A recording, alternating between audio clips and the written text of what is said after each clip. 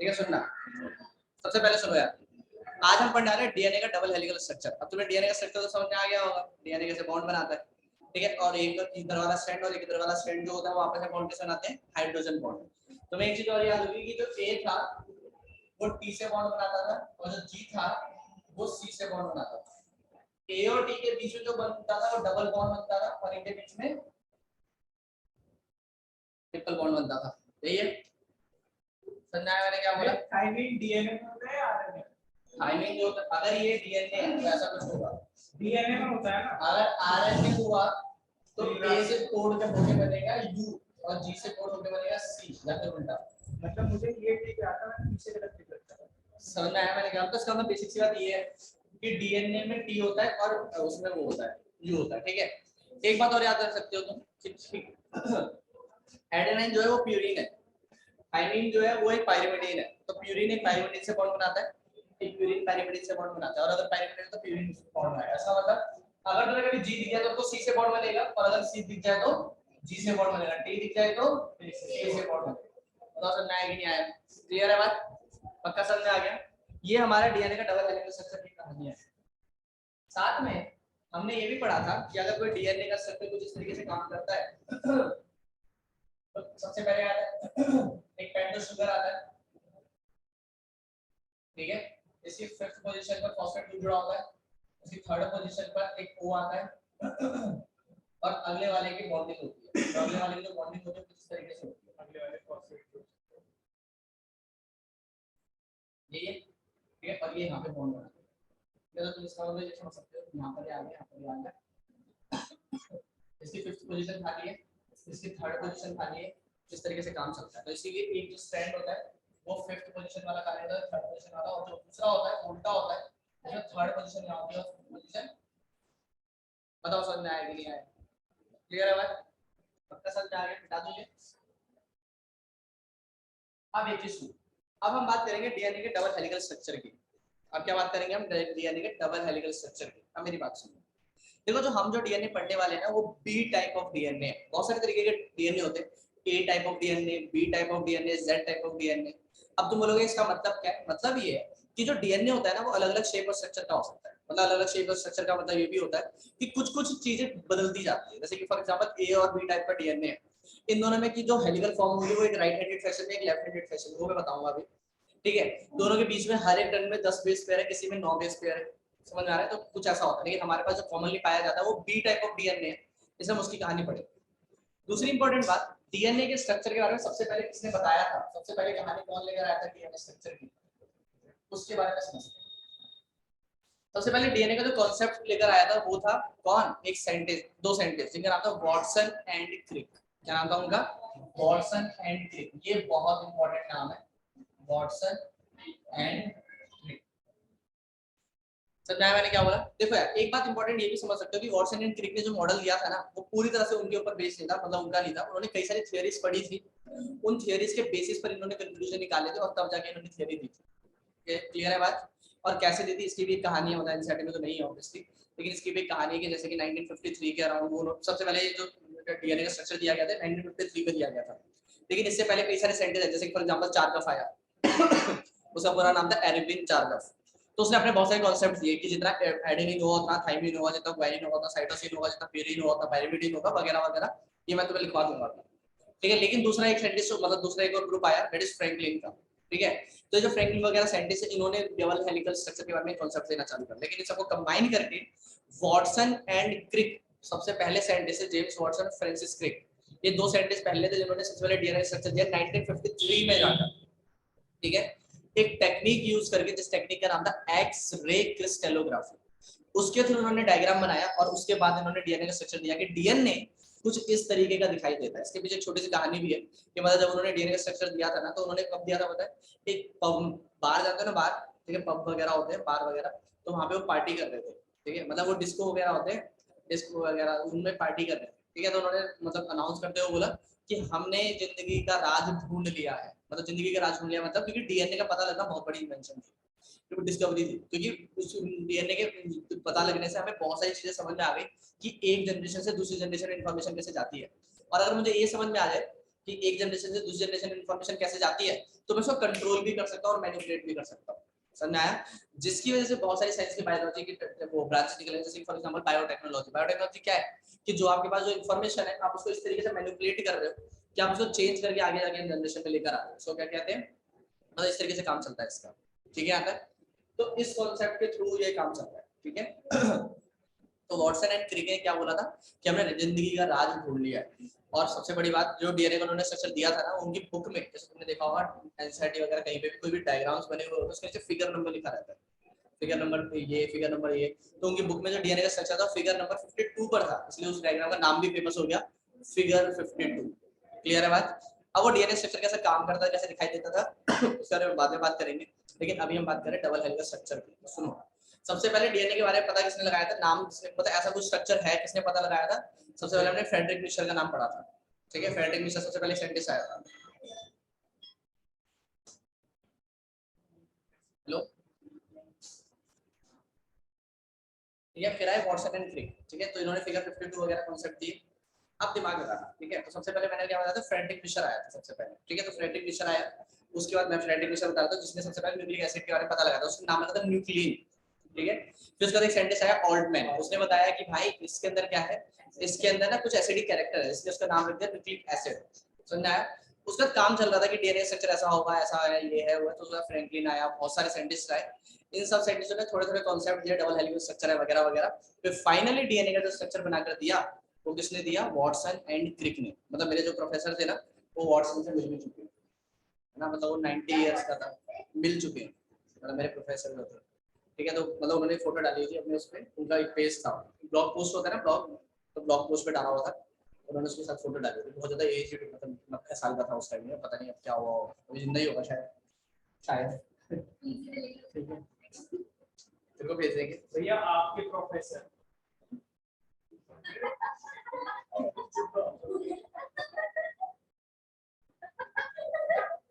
ज्यादा नहीं बोल रहा था।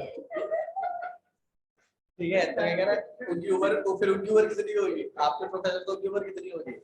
ठीक है, डीएनए स्ट्रक्चर। ठीक है, सुनना, तो डीएनए स्ट्रक्चर आया। ठीक है, तो डीएनए स्ट्रक्चर का वॉटसन एंड क्रिक दो साइंटिस्ट आए, इन्होंने इसका मॉडल दिया, मतलब डीएनए कैसा दिखाई देता है और किस बेसिस पर दिया था, तो अलग अलग साइंटिस्टों की थ्योरी के बेसिस पर दिया था।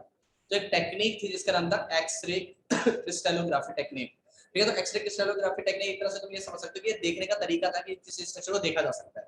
उसके बाद वॉटसन एंड क्रिक ने जब डीएनए को देखा ना, तो हम धीरे धीरे आगे जाके पढ़ेंगे पैकेजिंग ऑफ डीएनए, पूरा एक टॉपिक पढ़ेंगे, तो तुम्हें समझ में आ जाएगा पैकेजिंग ऑफ डीएनए के अंदर कि असलियत में डीएनए पैक कैसे किया जाता है। और फिर उस वजह से एक डीएनए का स्ट्रक्चर निकल कर आया था जिसको बोला था बीट्स ऑन स्ट्रिंग। लेकिन वो समझना तुम्हें वहीं पर आएगा, वो वहीं पर समझ क्यों आएगा, क्योंकि रिलेट तुम वहीं पर कर पाओगे चीजों को। समझाना मैं क्या बोल रहा हूँ, तो उसको क्या कहते हैं, beads on string, beads on string, मतलब एक ऐसी माला जिसपे मोती लगे हुए। समझा मैंने क्या बोला? ठीक है, तो बीट्स ऑन स्ट्रिंग मॉडल, लेकिन वो बात की बात है, लेकिन ये तुम्हें समझ में आ गया तो बोलो। क्लियर है यहाँ तक? पक्का क्लियर है यहाँ तक? ठीक है, अब धीरे धीरे लिखना चालू करो, लिखते के साथ साथ समझ में आएगा। तो टॉपिक डालो, double helical structure of DNA. Topic डालो, double helical structure of DNA, या फिर सिंपल लिख दो double helix structure of DNA, HELIX। Double helix आप समझ रहे हो, तो मतलब डबल हेलिक्स का डीएनए का स्ट्रक्चर किस तरीके से। ठीक है, सुनना, लिखो double helix structure of DNA में पहला पॉइंट है given by Watson and Crick, given by Watson and Crick, James Watson and Francis Crick,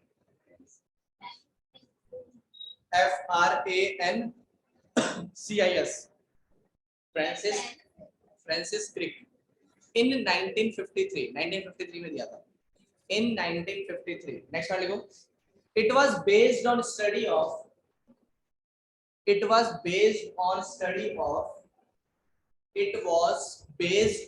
study of मैंने बताया ना तुम्हें किसकी स्टडी पे बेस्ड था, दो साइंटिस्टों की स्टडी पे बेस्ड था। ठीक है, पहला जो ग्रुप था वो था फ्रैंकलिन एंड विल्किंस और दूसरा था Charles.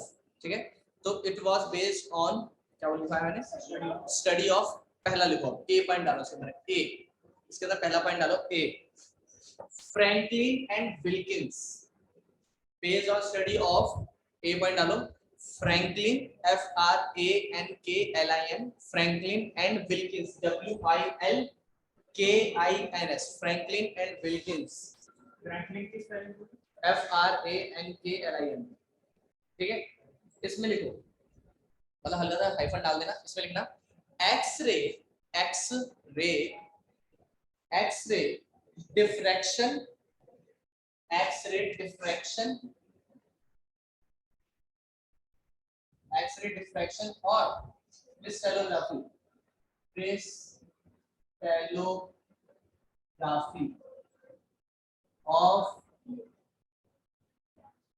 DNA, crystallography of DNA, crystallography of DNA.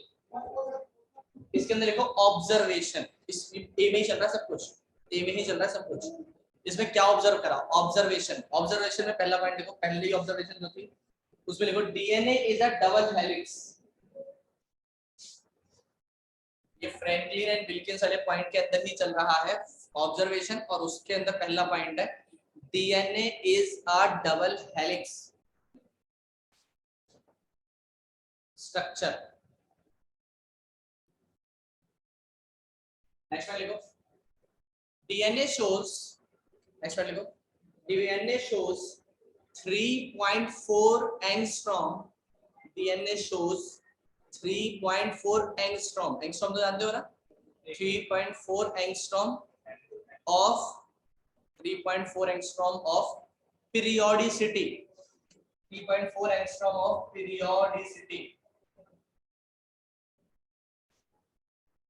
ये पीरियोडिसिटी का मतलब क्या है तो सुनना जरा ध्यान से। तो पीरियोडिसिटी का मतलब है कि जो डीएनए है ना उसके अंदर जो स्ट्रक्चर है वो हर एक पीरियड के बाद अपना रिपीट करता है। 3.4 एंगस्ट्रॉम, 3.4 एंगस्ट्रॉम को नैनोमीटर में तो कन्वर्ट कर सकते हो, angstrom 10 to the power -9 metre होता है और वो 10 टू द पावर -9 होता है, ये तो पता ही है तुम्हें। तो जरा ध्यान से, पीरियोडिसिटी का मतलब पता है क्या बोलना चाह रहा है कि जो डीएनए है ना यार, डीएनए हर 3.4 नैनोमीटर के बाद ना, हर 3.4 एंगस्ट्रॉम के बाद, हर 3.4 एंगस्ट्रॉम के बाद अपने आप पे जो स्ट्रक्चर है वो रिपीट करता है, इसको कहते हैं पीरियोडिसिटी। 10th क्लास में तुमने ये सब टर्म पढ़े होंगे। तो पीरियड क्या होता है? पीरियड क्या होता है? पीरियड का मतलब होता है एक ऐसी चीज जो हर एक फिक्स इंटरवल के बाद रिपीट करती है अपने आप को, है ना। हमारे स्कूल में लगते हैं ना, बेल लगती रहती है, हर 45 मिनट में पीरियड हो जाता है। तो पीरियड का मतलब क्या है? हर एक फिक्स इंटरवल जो अपने आप को रिपीट करता है, ठीक है। तो वहीं से आया है पीरियोडिसिटी। तो इसमें यही बोला उसने, जब इन्होंने ऑब्जर्व करा तो इन्होंने देखा कि हर 3.4 एंगस्ट्रॉम के बाद ना जो डीएनए का जो पार्ट है वो अपने आप को रिपीट करता है। तो इन्होंने यही बोल दिया कि 3.4 एंगस्ट्रॉम की क्या है? पीरियोडिसिटी है। बताओ समझ में आया कि नहीं आया? क्लियर है? पक्का समझ में आ गया मैंने क्या बोला? ठीक है। यहाँ तक अगला पॉइंट लिखो, सेकंड लिखो चार्गफ्स रूल। बी बी बी ए था फ्रैंकलिन एंड विल्किन और बी है चार्गफ्स ऑब्जर्वेशन, CHAFF''S, चार्गफ्स रूल लिख लो या फिर चार्गफ्स ऑब्जर्वेशन लिख लो। रूल लिख लो, रूल RULE, ठीक है। इसमें जो बता रहा हूं वो लिखना है। इसमें देखना molar concentration of purines is equal to molar concentration of pyridines। ये ऑब्जर्वेशन चल रही है, ठीक है। चार्ल्स ने ये बोला कि जितने प्यूरिन होंगे ना आपके डीएनए में उतने ही पिरिमिडीन होंगे। होंगे भी ना यार, मेरी बात सुनो, इधर देखो, पहले इधर देखो, करिए हाँ होंगे, लिखे जा रही है, करिए हाँ होंगे। इधर देखो, मेरी बात सुनो, तुम्हें मैंने अभी थोड़ी देर पहले बताया यहाँ पर ए होगा तो यहाँ पे टी होगा, यहाँ पर जी होगा तो यहाँ पे सी होगा, इतना तो क्लियर है। एक चीज और, जो ए है, जो ए टी से बॉन्ड बनाता है, जिसमें से ए जो है प्यूरिन है और टी जो है पिरिमिडीन है। जी सी से बॉन्ड बनाता है, जी प्यूरिन है और सी पिरिमिडीन है कि नहीं है? तो भाई हो गया ना, अगर ए होगा तो टी होगा ही होगा, जी होगा तो सी होगा ही होगा, ठीक है। तो जितने प्यूरिन होंगे तो पिरिमिडीन तो होंगे ही होंगे ना यार। बताओ समझ में आया कि नहीं आया? समझ में आया मैं क्या बोल रहा हूँ? ये पॉइंट आ गया समझ में? अगला पॉइंट लिखो, एक और पॉइंट लिखो, मतलब और भी पॉइंट है देखो।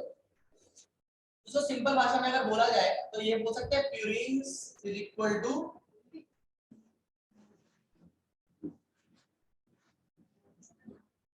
बताओ समझ में आया कि नहीं आया? क्लियर है?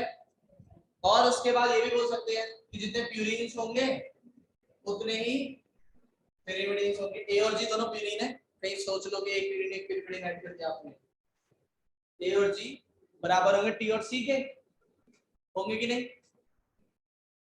प्यूरिन है ना ए और जी, जितने ए और जी होंगे उतने टी और सी होंगे कि नहीं? तो फिर ये भी तो सही है, फिर ए प्लस जी अपॉन में T plus C is equal to 1। सही है कि नहीं? परिणीता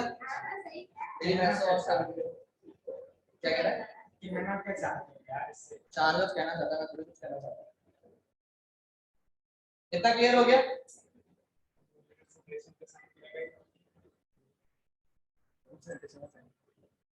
ठीक है। एक काम करो, अब ये लिखो, एक पॉइंट और लिखवा रखा था, लिखिए देते हैं।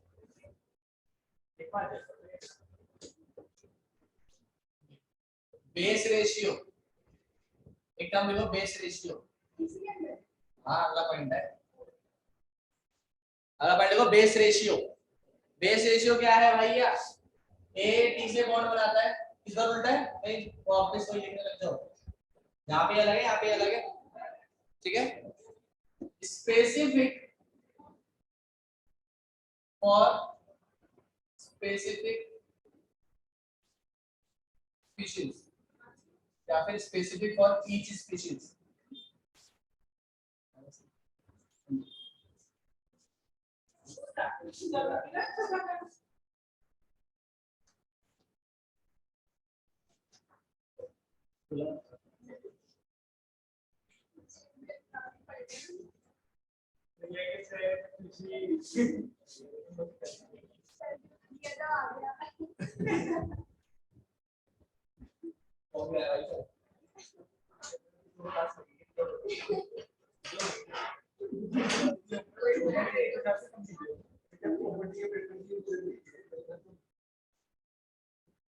नहीं जितने भैया तो नहीं सक्षम बताते हैं उसके हिसाब से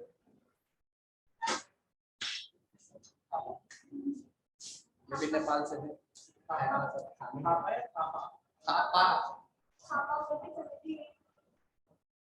ये क्लियर है? समझे? अरे कुछ नहीं है, जी ए और टी कौन बनाते हैं? जी और सी बनाते हैं। उनका जो रेशियो होगा ना वो हमेशा स्पेसिफिक होगा हर एक ऑर्गेनिज्म के लिए, मतलब हर ऑर्गेनिज्म होता है। ह्यूमंस के लिए अगर कोई वैल्यू आ रही है तो वो वैल्यू हर ह्यूमन के लिए सेम ही होगी।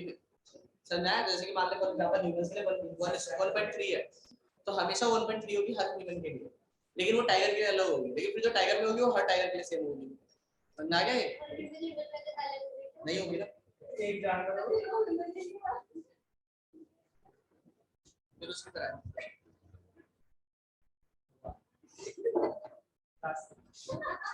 ज्यादा क्लियर हो गया? पक्का क्लियर? ज्यादा समझ आ गया? आगे बढ़ते हैं। यहाँ तक जो कुछ पॉइंट्स पूछना तो पूछ लो। एक डीएनए का स्ट्रक्चर बता देता हूँ, ये बनाया है बताया तो डीएनए का डिटेल स्ट्रक्चर ना थोड़ी देर बाद पढ़ेंगे, ठीक है? डीएनए का डिटेल स्ट्रक्चर थोड़ी देर बाद पढ़ेंगे। मैं तुम्हें बता देता हूँ बेसिक बेसिक। ये देखिए यहाँ पे तुमने अगर ध्यान से देखा होगा तो मैंने डीएनए ऐसे बनाया था, लेकिन हम तो ऐसे ही बनाते थे, मस्त होता है। इधर देखो, इधर देखो, इधर देखो, इधर देखो, इधर देखो।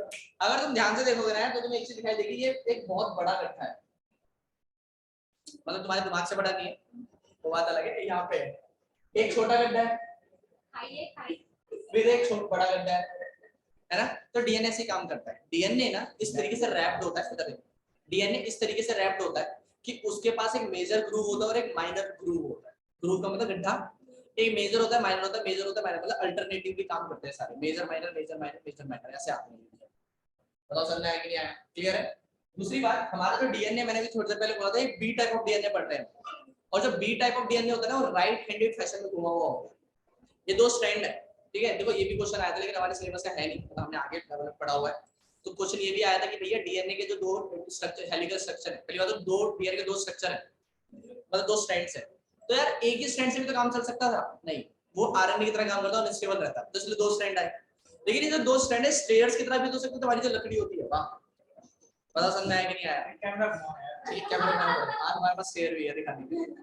तो ये लफड़ी हो रही है, समझ में आया मैंने क्या हो रहा है? कुछ पे क्या समझ में आया? लेकिन ये फिर ऐसे ना होकर ऐसे घुमा क्यों हुआ है? तो ये स्ट्रक्चर बताने के लिए मतलब अलग अलग कॉन्सेप्ट्स किए गए, तो इससे साफ पता लगा कि ये ना मतलब ये फ्रैंकलिन वगैरह के कॉन्सेप्ट से पता लगा कि स्टेबिलिटी प्रोवाइड करता है। और ये इस तरीके से मुड़े हुए कि राइट हैंडेड फैशन में मुड़े हुए, ये इंपॉर्टेंट है। राइट हैंडेड फैशन का मतलब होता है ये हो गया, पर राइट हैंड साइड मुड़ रहे हैं। समझ आ रहा है मैं क्या बोल रहा हूँ? ऑनलाइन क्लियर है बात? तो दो तरीके हो सकते थे दोनों स्टैंड के घूमने के, एक तो लेफ्ट साइड पर और एक राइट साइड पर। तो राइट हैंडेड फैशन में घूमे हुए, पहला पॉइंट समझ आया। दूसरा जब ये घूमते हैं ना तो आपस में जो टर्न मारते हैं, ये जो टर्न होता है 3.4 एंगस्ट्रॉम के लगभग का होता है। क्लियर है? हाँ, ये फिक्स है, बी टाइप ऑफ डीएनए के लिए फिक्स है। इतना समझ में आया? एक चीज और, इन दोनों स्ट्रैंड के बीच की जो दूरी है ये कितनी है? ये 2 मिलीमीटर है। तो तुम इसको डायमीटर कह सकते हो, क्योंकि खुद सोचो, जब तुम इस चीज को देखो, अभी तुम दो स्ट्रिप्स को ऐसे देखते हो तो तुम्हें समझ नहीं आएगा डायमीटर क्या है, लेकिन इसको जब तुम ऐसे घुमाने लगोगे तो पूरा गोल बनेगा, उस गोल का तो डायमीटर होगा ना यार, वो 2 मिलीमीटर का है। ये मिलीमीटर। हाँ हाँ, काफी बड़ा है। समझ में आया मैंने क्या बोला? पक्का क्लियर है? अभी तो तू डीएनए का साइज सुनेगा तो तू मिल जाएगा अभी। मतलब समझ में है कि नहीं आया? क्लियर है बात? तू बोल क्या बोल रही है?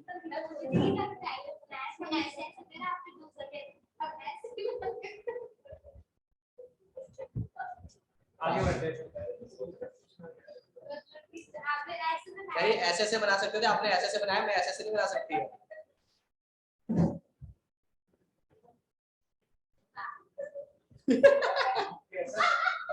इसका तीसरे डीएनए बनाया कॉपी पर, अंदर की तरह कैसे फूल रहा है वो है राइट? ये हाँ, मतलब हमारे पास जो P type left hand side वाला भी है, लेकिन वो ए टाइप ऑफ डीएनए और जेड टाइप ऑफ डीएनए। हम यही तो बोल रहा हूँ ना, ये डिफरेंस की वजह से तो डीएनए ज्यादा स्टेबिलिटी आ रही है ना इन चीजों के ऊपर। समझा है? दूसरी बात ये कि अच्छा अगर परफेक्ट डीएनए बनाना है तो उसका तरीका समझा देता हूँ तुम्हें, पहले समझ में आ गया? बाकी डीएनए के जो स्पेसिफिक फीचर्स होंगे वो थोड़ी देर बाद पढ़ लेंगे हम, ठीक है? बाकी मैंने इतना ही कुछ लिखा हुआ है, ठीक है? तो इसको समझो। अच्छा, अगर तुम्हें थोड़ा ठीक ठाक डीएनए बनाना है तो इसके लिए एक तरीका है जो मैं यूज करता हूँ, वो ये डीएनए का एक स्ट्रैंड है, पता है? डीएनए का जो एक स्ट्रैंड है वो एक तरफ से शुरू करो, तो यहाँ से ऐसे बनाओ, इतना तो बना लोगे। जो दूसरा स्ट्रैंड है वो भी यहीं से शुरू करो, बस इतना इस तरीके से बनाओ। ऐसे शुरू होगा ना, अगर ऐसे बनाओगे तो परफेक्ट बनेगा। मेजर माइनर मेजर, दिख रहा है? समझा मैंने क्या बोला? बाकी हमारी मदद कैसे बनेगा नहीं, ऐसे बनाइए ना। कितना क्लियर हो गया? ये ना डीएनए का स्ट्रक्चर है, कितना क्लियर है? पक्का समझ आ गया? डीएनए के जो स्पेसिफिक फीचर्स है, प्रॉपर डीएनए का स्ट्रक्चर बनवाकर एक पूरा टॉपिक खत्म कराते हैं। या तो किसी कुछ पूछ रहा है तो पूछ लो, अभी कर लेंगे वरना उसको। हो गया? लास्ट क्लास में याद है कि मैंने क्या बताया था, इसकी बैकबोन किससे बनी हुई होती है? और फॉस्फेट ग्रुप से, ठीक है? ठीक है, तो ये दो चीजों पर बेस था वो हमने पढ़ लिया, जिस पर वो डीएनए बेस मतलब उसका जो स्ट्रक्चर बेस था वो हम पढ़ चुके हैं। अब हम बात करें कुछ एक दो पॉइंट्स की, तो लिखना जरा ध्यान से। डीएनए हाँ इसी के अंदर मतलब वो खत्म हो चुका है, चार का फ्लूर वाला कॉन्सेप्ट भी खत्म हो चुका है। अब मेन पॉइंट है, मेरी बात सुनो। सबसे पहले मैंने लिखा था DNA double helical structure topic, उसके अंदर एक पॉइंट मैंने पहले लिखवाया था गिवन बाय, फिर इट इज बेस्ड ऑन, तो वो वाले मेन पॉइंट्स चल रहे हैं अभी। क्लियर है? हाँ, ये मेन पॉइंट है, थर्ड पॉइंट एक तरह से। अब इसमें लिखना DNA is two stranded structure, DNA is two stranded structure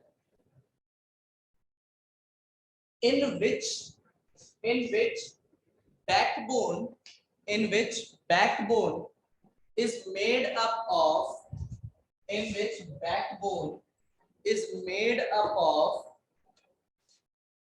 sugar, phosphate, sugar.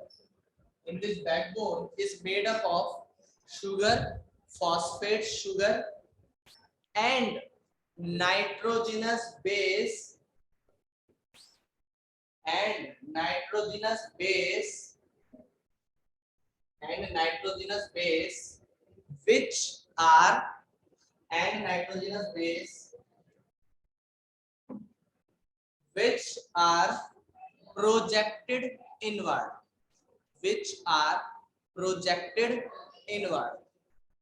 which are projected inward, clear?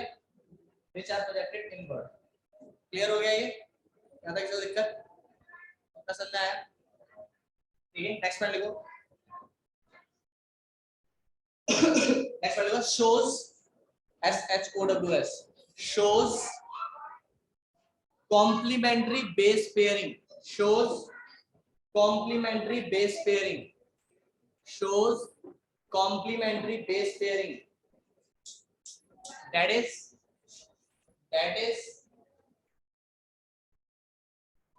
ATGC, complementary base pairing ATGC. हो गया? नेक्स्ट पॉइंट लिखो, this is the feature of this is the feature of this structure, this is the feature of this structure, this is the feature of this structure based on Chargaff's rule, based on Chargaff's rule, based on Chargaff's rule. Full stop. Next point. Both strands, दोनों strands किससे जुड़े हुए होते हैं? Hydrogen bond. Both strands are joined by H bonds.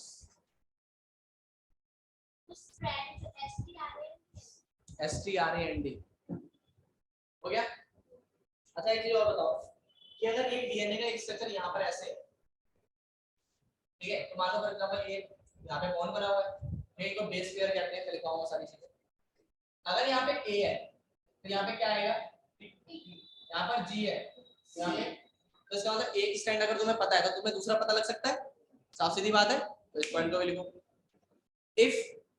If bases of one strands are known, joining by के बाद joining by मैंने कहा लिखा है, joined by H bonds लिखाया था, joined by H bonds. ठीक है. अगला पॉइंट है bases of one strands are known, then basis of nitrogenous basis, then basis of another strand can be identified, then basis of another strand can be identified.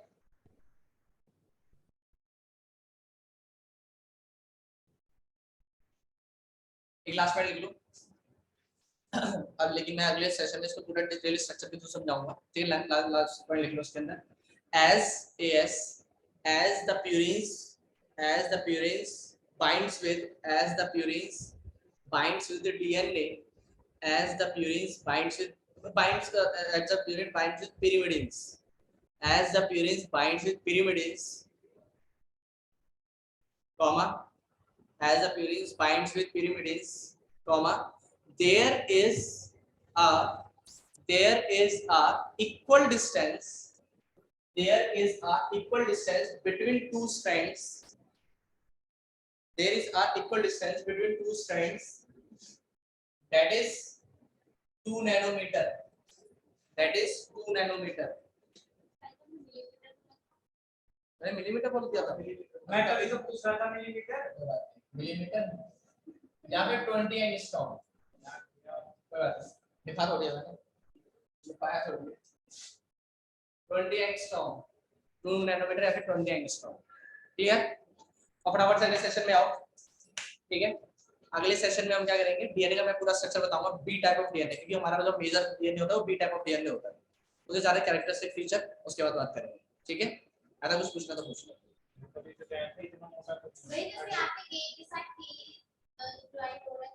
इसके पहले वाला बताना. मैंने पहले वाला पॉइंट क्या बोला था यार? मैंने बोला था मतलब बेस पेयरिंग, अगर एक स्ट्रैंड का बेस पेयर पता है तो आप दूसरे वाले का पता लगा सकते हो. तो मैंने लिखा था base pairing of one strand is known, then base pair of another strand can be identified और प्रेडिक्टेड. कुछ भी बोल सकते हैं.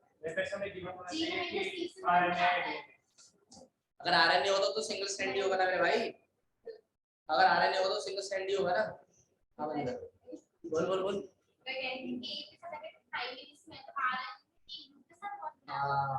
लेकिन वो सिंगल स्ट्रैंड होता है।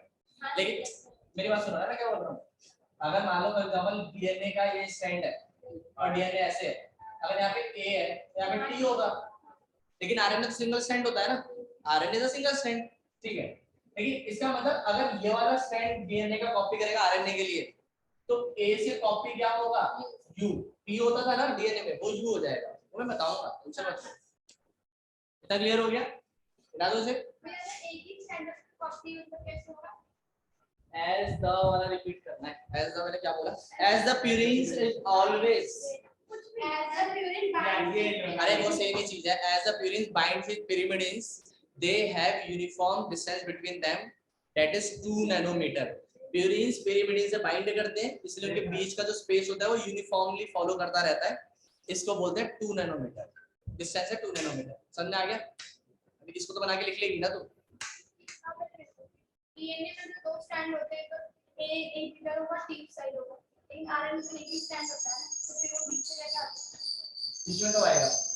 मतलब जैसे स्टैंड बेस के दो ही बीच में होता है ना, तो आरएनए में एक ही स्टैंड है ना, तो एक स्टैंड है, हाँ, तो फिर वो बेस पे कहाँ आएगा? तो ए से कॉपी होके यू आ गया ना, तो सिर्फ यू ही होगा उसके पास, ऐसा ना है जहाँ अरे ऐसे होगा वहाँ यू, जहाँ जहाँ पे डी रहा होगा जहाँ वैसे होगा, मतलब सुनो मेरी बात, डीएनए एक सेकंड, डीएनए ठीक है, एक सेकंड सुनना, इतना क्लियर है? एक सेकंड,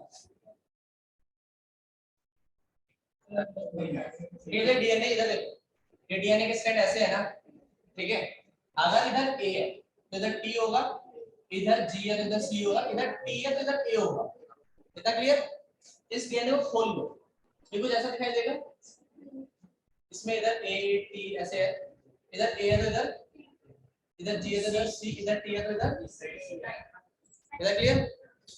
और अगर इधर सी होता तो इधर जी हो जाता, इतना क्लियर? अब क्या होगा, बीच में से ना इस डीएनए को तोड़ दिया जाता है, इसके जो हाइड्रोजन बॉन्ड्स है वो कैसे होगा वो बात की बात है, एक मॉलिक्यूल आता है डीएनए प्राइम मतलब डीएनए डिपेंडेंट आरएनए और डीएनए पॉलीमरेज उसको तोड़ देता है, क्लियर? इसमें से एक ही स्ट्रैंड होगा, या तो ये जो डीएनए से आरएनए के लिए कॉपी करेगा, एक ही स्ट्रैंड होता है वो, क्लियर है बात? मान लो फॉर एग्जांपल ये आ रहा है वो, तो यहाँ पर एक नया आरएनए बनेगा, ये रहा वो आरएनए, ए है तो यहाँ पे क्या कोड लेगा वो, यू, क्योंकि आरएनए है ना, आरएनए तो एक ही जगह पे कोड क्या लेगा, टी की जगह पे यू लेगा, बाकी सब कुछ सेम चलेगा, जी की जगह पे सी लेगा, टी की जगह पे ए लेगा, सी की जगह पे जी लेगा, फिर ये जो आरएनए की चेन है बाहर आ जाएगी और ये डीएनए अपना वापस बाइंड हो जाएगा। कहां लिखा है मैंने थाइमिन? अरे वो बॉन्ड थोड़ी बना रहा है यार, ए नहीं, टी से ए बॉन्ड कॉपी हुआ है, कोड हुआ है ए से, तो फिर एक नया ये दोनों डीएनए जुड़ जाएंगे, क्यों हुआ है? तो फिर यू आया, सी आया, ए आया और जी आया, ये रहा आपका आरएनए, ये आरएनए आता है। मतलब एक ही जगह पे यू आ रहा है, यहाँ पे अबे मेरे भाई डीएनए के अंदर होता है ए से बनता है टी, डीएनए में होता है ए से टी, ए से टी बॉन्ड बनाता है, जब आरएनए बनेगा ना तो ए टी को कोड ना करके यू को कोड करेगा। इसमें कंफ्यूजन क्या है, दो स्ट्रैंड है डीएनए के, ठीक है, आरएनए का ठीक है नहीं है, ठीक है, डीएनए दो स्ट्रैंड है, आरएनए का एक स्ट्रैंड होता है, डीएनए के जो दो स्ट्रैंड थे ना, एक मॉलिक्यूल आता है इन दोनों के बॉन्ड को तोड़ दे, इनको दूर कर देता है, ठीक है, फिर मान लो ये वाला स्ट्रैंड है जो कॉपी करेगा, डीएनए का एक ही स्ट्रैंड होता है जो आरएनए के लिए कॉपी करता है, दोनों के लिए करता है, ये भी एक क्वेश्चन है, वो छोड़ दो अभी के लिए, दूर हो गए, इसके चारों तरफ एक नया आरएनए बनेगा, फिर ये आरएनए डिटैच होकर एक नया मॉलिक्यूल बन जाएगा और ये डीएनए जो सेपरेट तो दोबारा जुड़ जाएंगे, तो ये डीएनए तो अलग छोड़ दो, अब जो आपने आरएनए बनाया उसकी बात कर रहे हैं, तो जब डीएनए था ना ये, तो ए से टी कोड होता था, जी से सी कोड होता था, लेकिन जब आरएनए बनेगा ना तो ये तो दूर चले गए, तो ए से यू कोड होगा आरएनए के अंदर, तो आरएनए में तुम्हें टी जहां जहां पे होना चाहिए था वहां पे जगह यू दिखाई देगा, यही तो बोल रहा हूँ यार। मॉलिक्यूल, अरे वो मॉलिक्यूल ये, जब तुम बेवकूफ हो गया भाई, इतना स्ट्रक्चर बताया ना मैंने, कोई टीचर नहीं बता रहा होगा इंट्रोडक्शन क्लास में इतना ऐसे ही स्ट्रक्चर। क्या नहीं समझ नहीं रहा कुछ। मैडम इधर देखो आप, ये पेंटो शुगर है, ये पेंटो शुगर था, ये एक स्टैंड है ना,